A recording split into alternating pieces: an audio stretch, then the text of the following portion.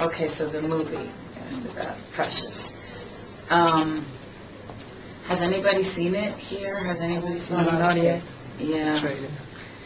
Well, we had the premiere the other night, and it just opened and doing really great, and I'm so excited, especially for Lee Daniels, the director. He is amazing. The whole cast is incredible. And Lee really took a chance on me, but it was also, the last minute he tells a story that Helen Mirren was supposed to play the part that I'm playing, and he called me and asked me to be this character because we had just done another independent film called Tennessee together, which he did not direct. So it wasn't exactly, it wasn't a perfect fit for both of us. We're both a little bit out of our element, but there's some really nice moments in the movie that hopefully people will see at some point. But Precious is something that is like you've never seen before. It's about a 16-year-old girl that's growing up in Harlem. She's abused sexually by her father, and her mother is beyond abusive to her. She has 2 children from her father. And I play the part of a social worker named Miss Weiss. And she's trying to see, if Precious is for real. There's a whole relationship that goes on between the two of us, Precious and myself. And, it's pretty deep because, this social worker, I had to really become her, aside from the way I look, which everybody talks about and asks about, and it's really not important. I mean, Lee wanted me to look completely different. He said, I'm going to make you look hideous.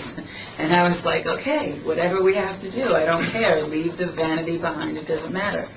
And basically, it was about just shedding the layers of me, of who I am, and using, certain things that I feel to try to get close to who I felt this character was.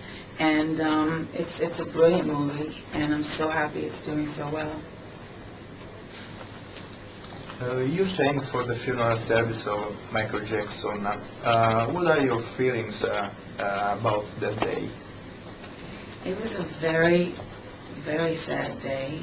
I didn't know what to expect. I got there, and we were at the Staples Center in Los Angeles, and I thought that it was going to be like a concert, like a tribute concert. I didn't know what it was going to be like. And so, all of a sudden someone says to me, his casket is going to be there when you sing. And that really kind of upset me and freaked me out because I've never sung at a funeral before. And when you get very, very emotional and you're singing, your throat kind of closes up in a pretty difficult way. And then, when I knew he was going to be there, that was just, of course, making me, I was getting more and more emotional as I thought about it. And then someone comes in and goes, Mariah, you go first. So I was like, okay. And I didn't, the whole family's there, and it was just very difficult for me. So I feel like I gave him my emotion, but I just wasn't, I wish I could have sung it like I sang it and when I did the first remake, but you know what, he always complimented me on that, and he was always so nice about that. And I'm sorry, I couldn't, singing at a funeral is almost impossible. For me, at least. I'm a little emotional, Okay, could 2 more questions, please? And next year it will be the 20th anniversary of your music career. Are you doing something special to celebrate? How do I say this because of the language barrier? It's difficult. No. No, I might. We'll see. Let's see. Can you say something now? Can I say, like, what it would be? Yes. Well, I don't know. It's difficult. I told you, I'm eternally 12. How can I celebrate 20? I don't know. I have to grow up a little bit first, and then we'll see. Well, I have to ask you a question about your voice. You have a great voice, there's no doubt about that. but there are lots of women with great voices out there, and that's not enough to get success. So what do you think is special about you, and what do you think a young woman today needs to have? Well, I've been working on this for 12 long years now. I've been working at this career basically my whole life. My mother is an opera singer. Most people know that. She's also a vocal coach. And I always wrote. I'm a songwriter, in case you didn't know that. I've been writing like poetry and lyrics since I was like 6 years old.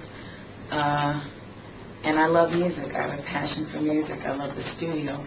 I basically live in the studio. That's how, I don't stop. You have to have drive. I mean, it's easier now, I think. There are so many shows and talent shows and this and that it's easier for people to quote, make it in the business, but like, I care about it in a different way. It's my release. This is what I do to escape. It's my escapism. Being, writing and singing and, doing anything creative. It's what I love. So, I would just encourage people to keep going and be strong and love what they do. And if you don't love it, do not do it, because it's not easy. I've been up 24 hours, but I'm happy to leave, y'all. And what do you think about talent shows like The X Factor, America's Got Talent, that your husband hosts? And I think they're very powerful in the world today, and maybe they're a fad. I don't know how long they're going to last, but they're very big. And I'm glad that I became successful before I had to go on one of those shows, because I don't know if I would have been able to handle that.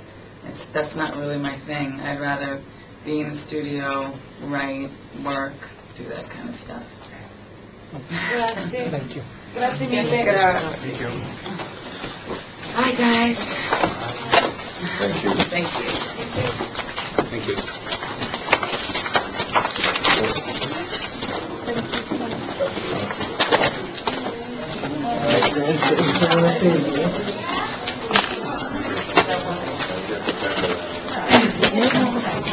Ha smissato elegantemente la risposta, questa era bellissima. Sì,